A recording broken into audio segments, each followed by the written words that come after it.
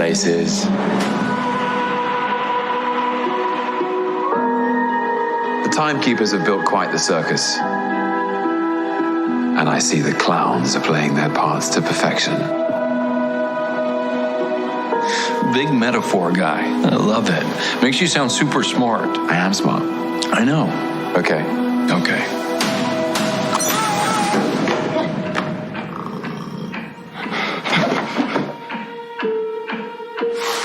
Please sign to verify this is everything you've ever said. This is absurd. Sign this too.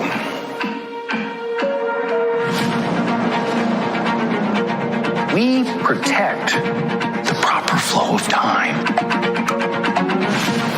You picked up the Tesseract breaking reality. I want you to help us fix it. Why me? I need your unique Loki perspective. Do I get a weapon? Yeah.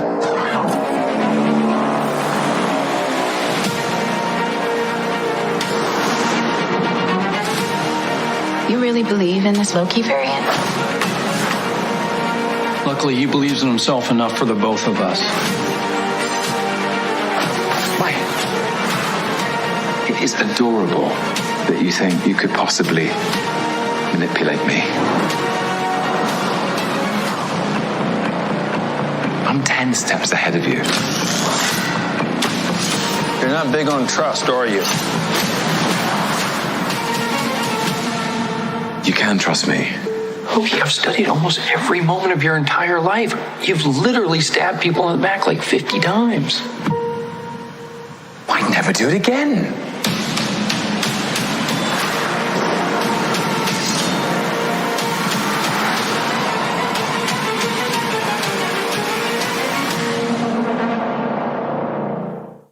In the Wild West world of podcasting, there is one podcast that is authentic and genuine and continues to stand tall in its originality. Based on a passion for his guests, their work, and his love of podcasting, Derek Thomas and Monday Morning Critic Podcast get amazing, diverse, unique guests found nowhere else. The variety and quality are endless. There is something for everyone. Derek Thomas is the hero you deserve. He's a silent guardian, a watchful protector. Welcome to Monday Morning Critic Podcast. Here is Derek Thomas. I am indeed Derek Thomas. You have found Monday Morning Critic Podcast, episode 243. Today's guest is composer Natalie Holt. You can find Natalie's most recent work on Disney+. Natalie composed the music for Loki. Those of you who have seen the show know exactly how special the music and the show are. Kate Herron and Natalie did such a wonderful job, made such a wonderful team. Just a great team effort, all involved with Loki. Cast, everyone, just beautifully done. And what I love most about it, it's original television. It's original. You've seen nothing like this, which I think people love, right? Before I get into Natalie, it really, when I do research for a guest like Natalie, it really holds a mirror to my own face, right? So being in a field like podcasting, everyone has a podcast. Everyone's trying to be like everyone else. So when I get wonderful special guests like Natalie, and I feel like that's the one thing I do, if nothing else, really well, is just get these great guests that are very giving of their time. And I can't thank Natalie and my other guests enough for what they've done for the podcast. They really have, their kindness has really gone a long way. But it does hold a mirror, right? Because if you look at what Kate did and what Natalie's done, they've created something really special. Like we have never seen anything like this. You know, when Natalie's composing this show, she's introducing instruments not really used before. The soundtrack doesn't sound like anything else. It's very unique. You really want to listen to it again and again and again, and that's what a composer does. And it fits Kate's vision. It fits the vision of the viewer. It's so to have Natalie, I'm just so very blessed. And before I send you over to Natalie, and I do hope you enjoy the interview. She's very kind. Giving out a couple social media, promote the podcast a little bit here. On Instagram, it's Monday Morning Critic. On Facebook, it's Monday Morning Critic Podcast. I certainly would appreciate a follow on either one. My website is mmcpodcast.com. That's mmcpodcast.com. And whatever outlet that you use to get your podcasts, whether it's Spotify, Stitcher, or Apple Podcasts, please subscribe. I certainly would appreciate that. And without wasting any more of your time, please welcome Natalie Holt. Natalie is an immensely talented musician and composer. Her filmography includes, but is not limited to, Wallander, Knightfall, Paddington, and most recently, the beautifully composed Loki. Natalie, welcome to the podcast today. Hi, nice to meet you. So I have a few questions before we get into much of your really interesting journey. So mom is a former music teacher, right? Cellist. Yes. What was your house like? What was your house like growing up? I don't know. Yeah, it was a bit of a mixture because my mom was really into kind of folk music, and she was in she did like Morris dancing. I don't know if you know what that is. I get the gist of it. Yeah, for sure. and so she was doing like singing groups, and yeah, she was much more interested in folk music, even though she was a classically trained cellist. And my dad was the one that always had like jazz. He loved Miles Davis, and he loved Mahler and more like classical repertoire. So yeah, there was a lot of music being played in the house, and it was kind of a musical house to grow up in, I guess. Yeah, and I have to say, I mean, many times parents, when their child tells them that the plan that he or she has for what they want to do, whether it's acting or composing or directing, many times the reaction isn't so favorable, right? They want that, we've said this before, the sturdy job, that the 9 to 5, the one that will pay. Your parents had to be really psyched that you went down the musical road, right? Maybe they expected it, but the fact that you chose to pursue a passion in music had to make them very happy. Well, I hope so. Well, my parents were super laid back. They were just like, if you want to be a hairdresser, then that's great. Do whatever makes you happy. They never really had like career ambitions for me at all. But I will say that, like, I think if I was trying to do what I did in now, a few generations, I don't know, like a few years later, all the funding that was there, because my dad was made unemployed in the mid-90s, and my mum was just like a music teacher, so we didn't have a lot of money in the house, and I had like scholarships to a Saturday music school, and it wasn't like crazily expensive to be in orchestras and getting music tuition, and I didn't have to pay to go to university. So, I feel so lucky that I came out of my master's and doing a degree without any debt, because I had to kind of get into debt in order to pursue what I wanted to do. There was like years and years there where I wasn't earning anything. And I just feel like if I was to do what I was doing now, then the funding wouldn't be there, and there's no like support in schools for music anymore, and like the music school that I went to is closed down.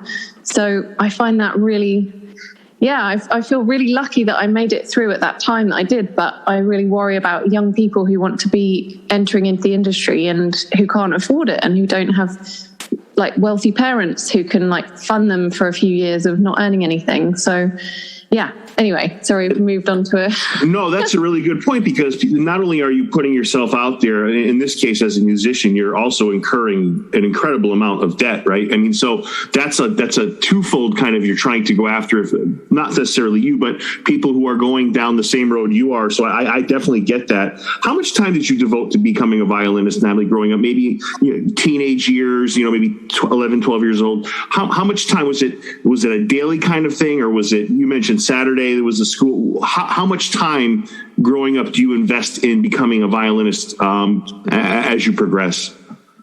Well, like I was always really interested in piano. I think I got more interested in the violin as I got older, because of how sociable it is to do those like summer school camps where you're playing in orchestras, and the kind of sociable element of playing the violin kicked in. And then from about 15 onwards, I was more wanted to be a violinist, but up until then I'd been doing composing and playing the piano. But yeah, I was so lucky, because that music school on the Saturday that I did, which was like, I know so many people from that who are professional musicians and doing all sorts of interesting things in music. and we'd get like harmony lessons, general music knowledge, theory, composing, and we'd get to play in a quartet, and then we'd get orchestra as well. So that was just really, for me, it was the inspiration of that like whole, that kind of not just playing an instrument, but all the nuts and bolts musically behind it as well. That really got me going. So I don't know. Yeah, it was just always there, and always interested me, and lucky enough that those facilities existed at that time. And for those listening, Natalie trained at the Royal Academy of Music and Composition at the National Film and Television School. Do you find that made a big difference, Natalie, in your career? We talked about growing up. You definitely had a musical background, but did you feel like going to the Royal Academy of Music that played a huge part as well? Well, to be honest, when I got there, I was like, I don't want to be a violinist. I don't want to be a soloist. I haven't got it. I don't want to play in orchestras. I kind of knew that I wanted to do music, but not necessarily in that formal classical training way. So really like that kind of, I just knew it was wrong, and like I wanted to do something else. And then my boyfriend, when I was 18 at that time, he was on a gap year, and he was working as a runner at Abbey Road, the recording studios. And I remember going in to sit on a session in Studio One. It was Trevor Jones recording the score for A League of Extraordinary Gentlemen. Wow. And that was it. I was like, this is what I want to do. So I think, yeah, it was just like a crossover of like having had that classical training, and then knowing that, all the arts interested me, like storytelling and art and drama and, English, like literature. So yeah, I kind of wanted to do something broader than just being a soloist on the violin, I guess. And then that was it. That kind of, what you get to do as a film composer is really broad. And that was it. Like seeing that session at Abbey Road was really. I mean, it's an iconic place to be, and to see that must have been one heck of an experience for you. As a child, I know you said this before. At least I hope you said this before. That you were very moved by E.T., specifically the scene where they're flying with their bikes, and you were moved by Star Wars. Two questions. One, is that correct? And is there anything else along with those movies that really inspired you? Because you clearly are somebody that appreciates the entire picture, right? You appreciate the music and the storytelling. Those, I know, E.T. and Star Wars, I think you've said that. Is there anything else that you've said as well? Well, so, of course, John Williams and E.T. when I was a child, but we used to have like a few channels when I was growing up, and my parents had like a really cronky old TV, so we didn't have satellite or anything. We just had like 4 channels, and BBC Two used to put kind of art house movies on in the late 90s. Like at 12 o'clock or something, you could tune in and see a really interesting film. And I used to just set the video recorder and kind of record these art house movies. And then, because my mum and dad would be out when I got home from school, and I'd come home from school and watch a movie. And I remember watching Days of Heaven, that Terrence Malick film. And that feels like a really kind of monumental moment for me as well, of like, just the beauty of cinema. And it's got that Sanson, the Carnival of the Animals. There's the fishes in there, and then this beautiful, like, Terrence Malick, the way he films everything, and at sunset. And that film had a huge impact on me, actually. I think as well, just as a teenager. All these like stepping stones into film and being a composer. Yeah, that's really well said.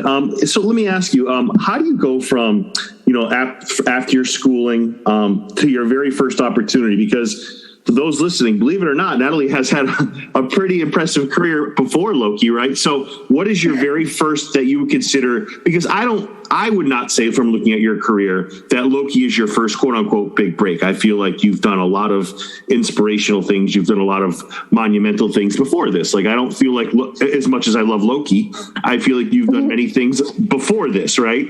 What would you consider your first opportunity where it's like, wow, this could be something that I could do for years and years?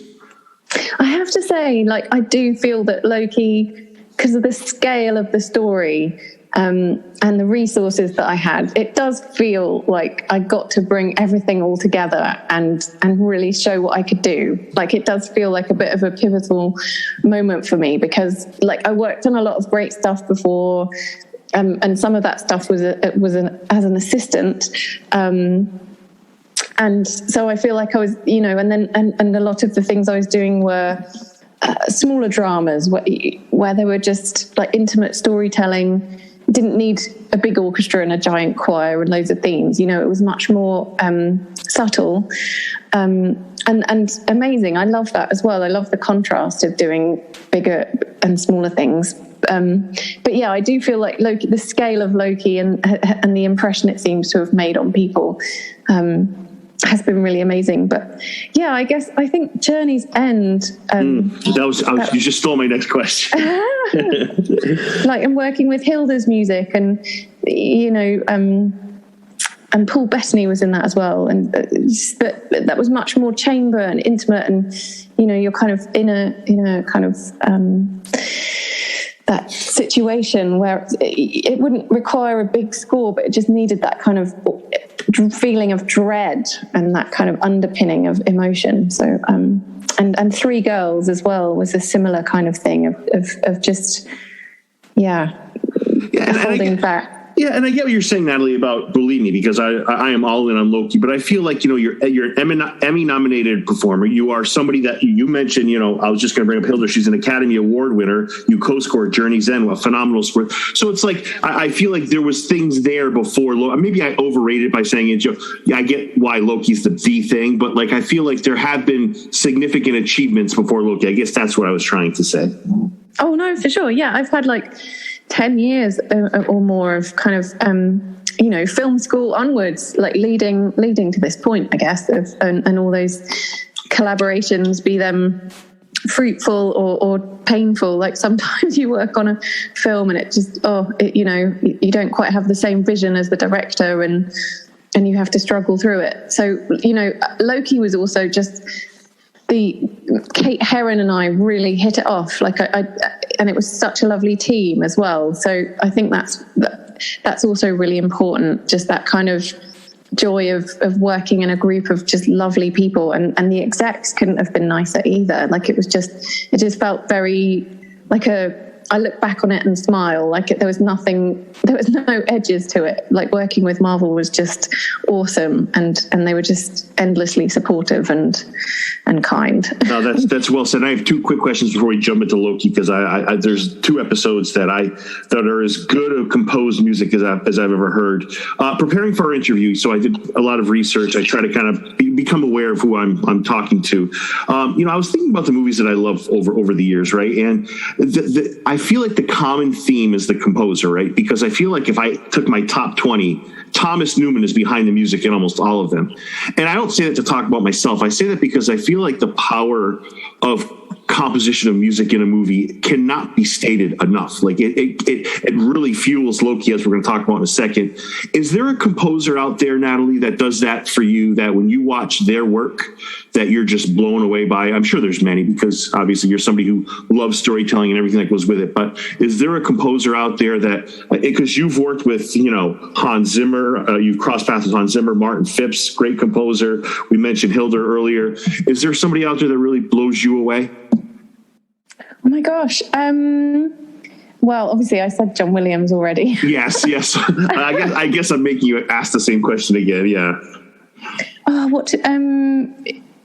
Thomas Newman, like that score, American Beauty, was really like those kind of scores where you're like, wow, I've never heard that before, obviously. And then he's been endlessly ripped off ever since. Like, you hear kind of versions of American Beauty often now, don't you? But that's a great point, by the way.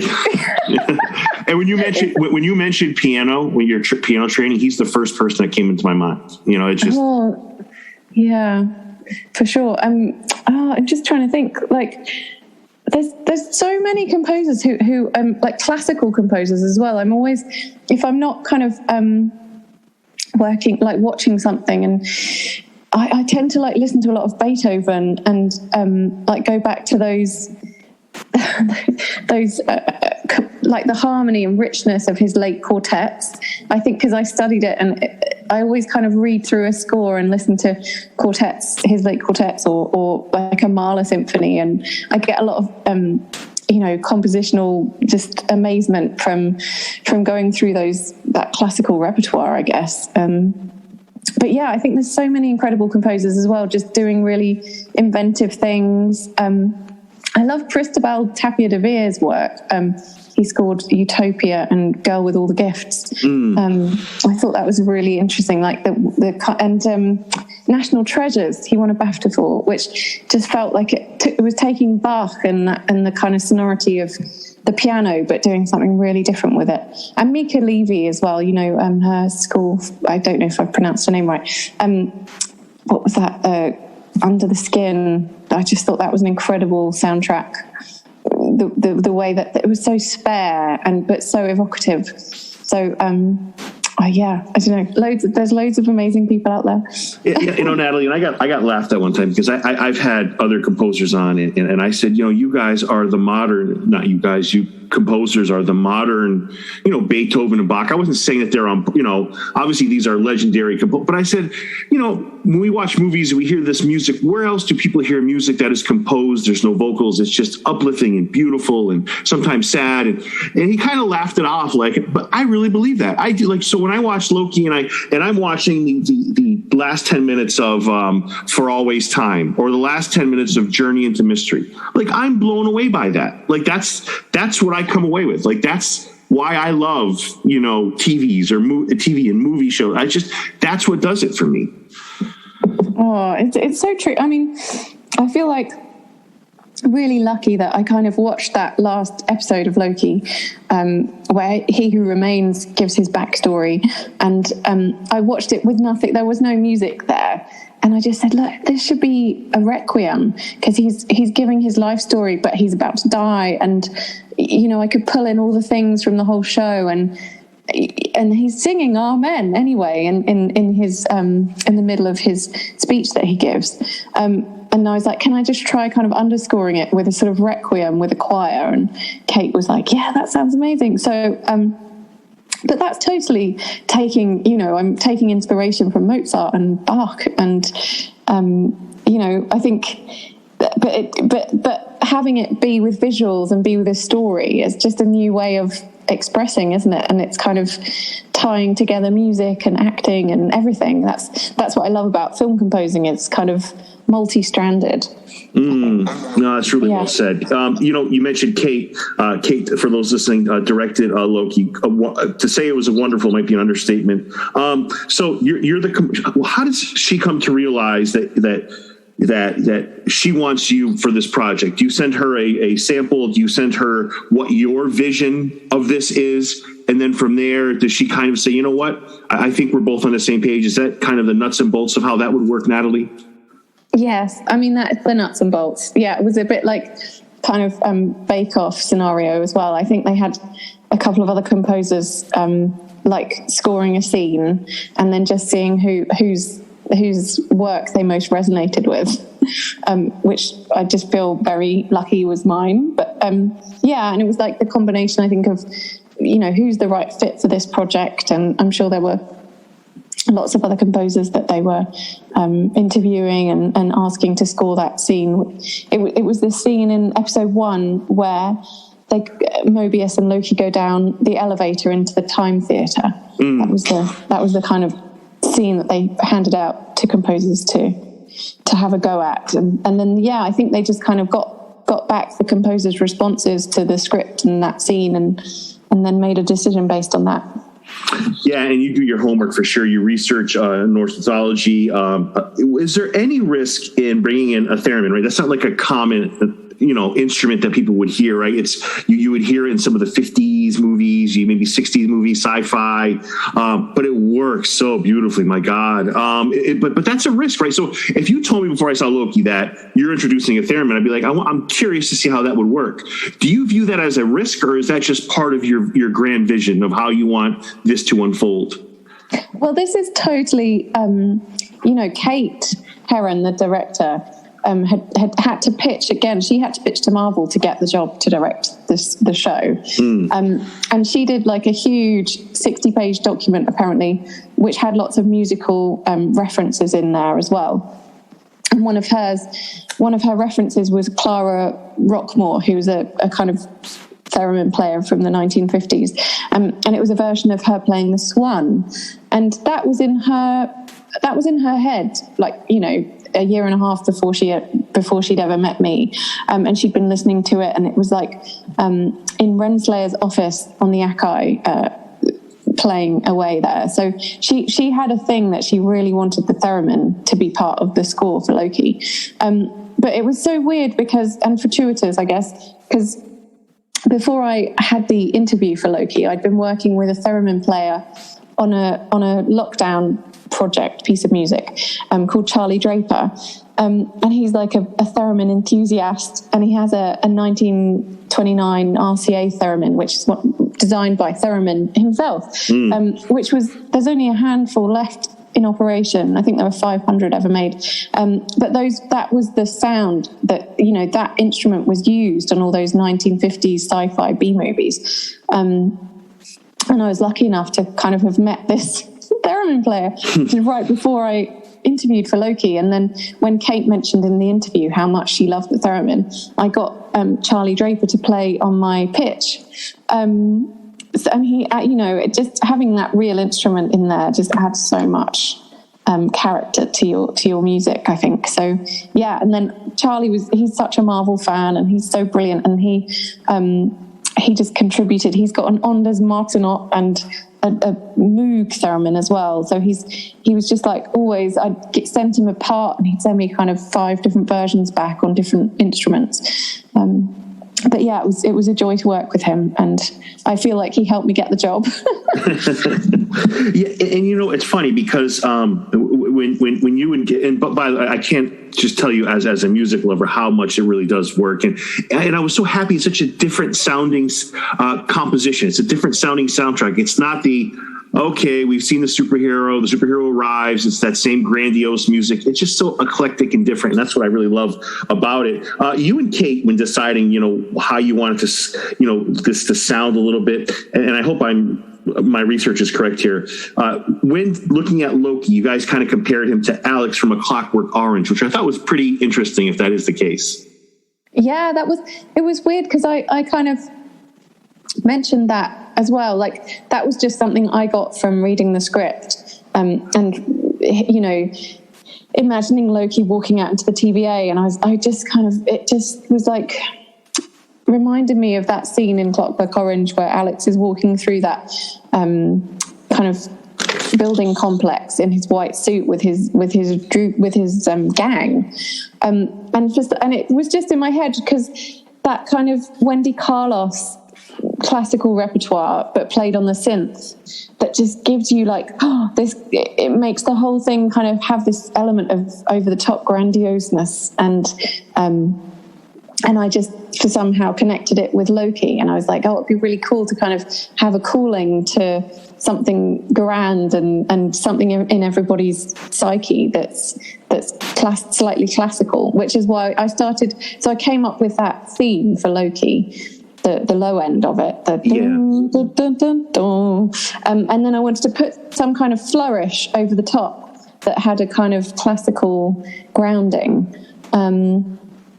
And yeah, so that was my kind of idea, and I mentioned that to Kate, and I mentioned the Clockwork Orange thing in the very first meeting, and I think it kind of, she was like, oh, I think that might have been another thing, you know, we just connected over lots of references, like the theremin and that Clockwork Orange reference. I thought that was a perfect point of reference, Nat. I thought that was perfect. Let me ask you, so, you know, as you're scoring this in a project like Loki, you must be, when you watch it, you must be gleaming with pride, right? The fact that it's good storytelling, I agree.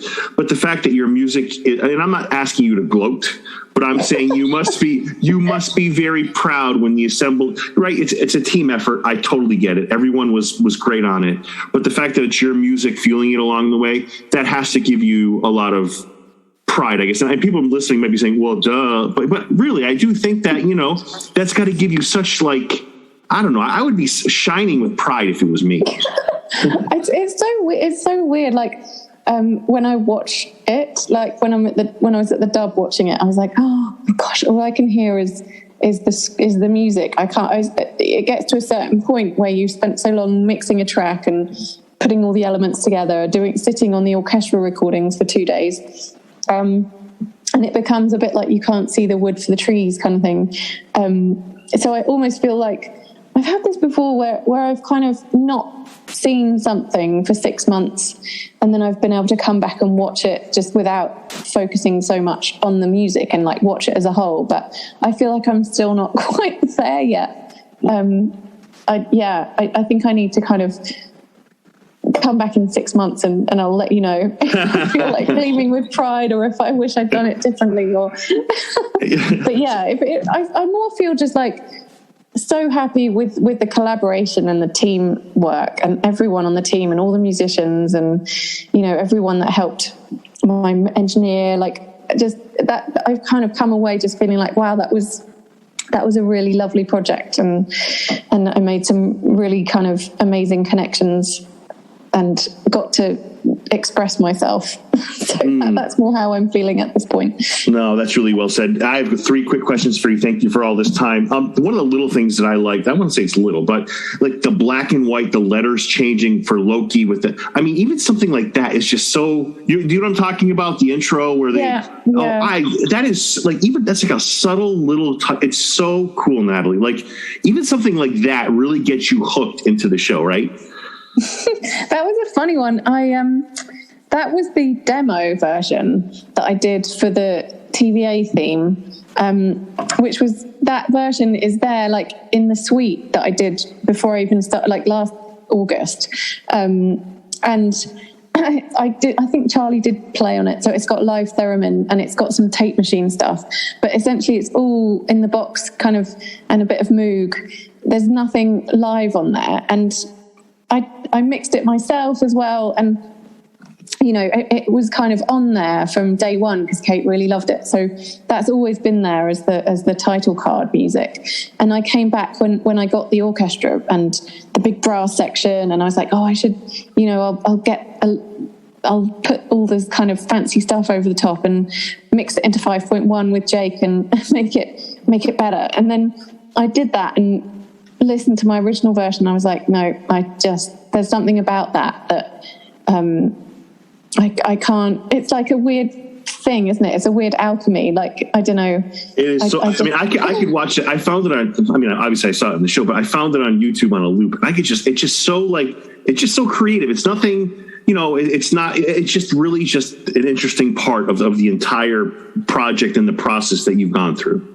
Oh, thank you. Yeah, well, that's super basic from the demo version. I can, I've got the kind of fancy orchestral version, and I scrapped it and kept it with that. So I did want to give kudos to Disney and Marvel. I really feel like they're clearly open-minded, right? So I've interviewed, I want to say 25 composers on my show, and I want to say, embarrassingly enough, and it's not for lack of effort, that you're the first female. And, you know, as somebody who's a father to a 1-year-old daughter, when I see what you and what Kate are accomplishing and at the level you're accomplishing it gives me, I want my daughter to grow up where she sees equality and she sees a diverse and people being given the opportunity to flourish, the opportunity to succeed. Do you feel that the playing ground is becoming a little more fair for, I'm trying to be delicate in how I word this.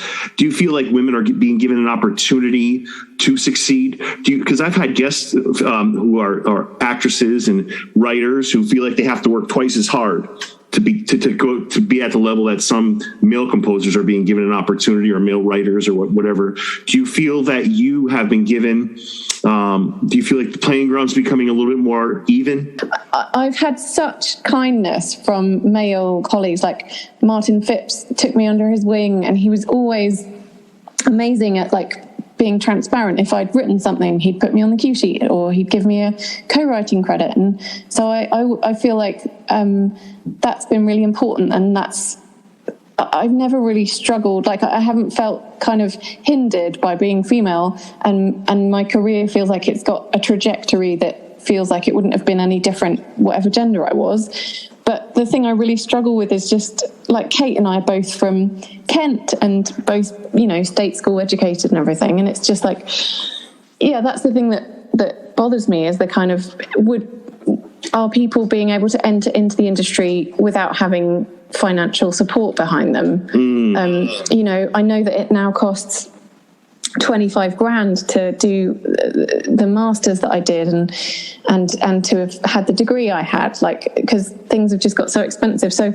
I've never struggled. I know that people have, and I know that it's an awful problem.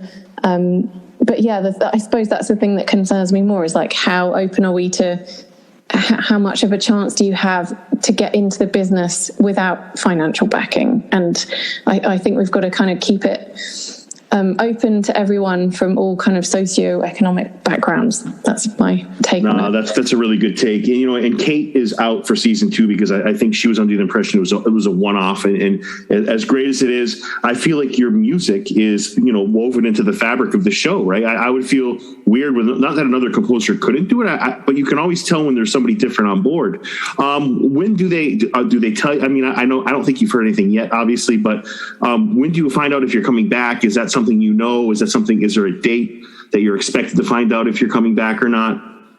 I'm not totally, I don't think I'm even allowed to mention it yet, but... Okay, I don't want to get you in trouble. I didn't know if there would be a season 2 or not until, episode 6 was, when we finished episode 6, and then it was like, oh, because, you see the end credits in the dubbed. It's like, oh, cool. Okay, there is a season 2, but I don't know anything about it. Like, what's happening, I don't have a clue. Maybe it's just a spin-off for the alligator Loki. And I'll tell you, the people have gone nuts over this show, and I think Disney realized that people are gushing, present company included in that. My last question is to you: is critics and fans are gushing all over the place of your work, of Kate's work. What have you learned about yourself, Natalie, in this whole process? Oh my goodness. I think it's just been, doing it in a lockdown and homeschooling and remote recording with people all over the place. And I guess it's just like what you can achieve in your at home working from home. It's been a bit of a revelation. Like, I used to think if I wanted to hit the big time and make a big dent, in my career, I'd have to move to Hollywood. And I suppose this has taught me that, it is open. I suppose what I was saying before of access to the industry, but it is there and it is open, and perhaps that the lockdown and Zoom and being able to kind of put your work out there on the internet with much more ease will make up for the things that I was mentioning earlier. Yeah, and that makes it almost more impressive, Natalie, is the fact that the entire crew had to go through those obstacles, and the final product being what it is even more impressive. Yes. Yeah. Her name is Natalie Holt. Natalie, I cannot thank you for giving me all this time. You have been so kind, and I am a big fan of your work and will continue to do so and be a fan moving forward. Oh, thank you so much.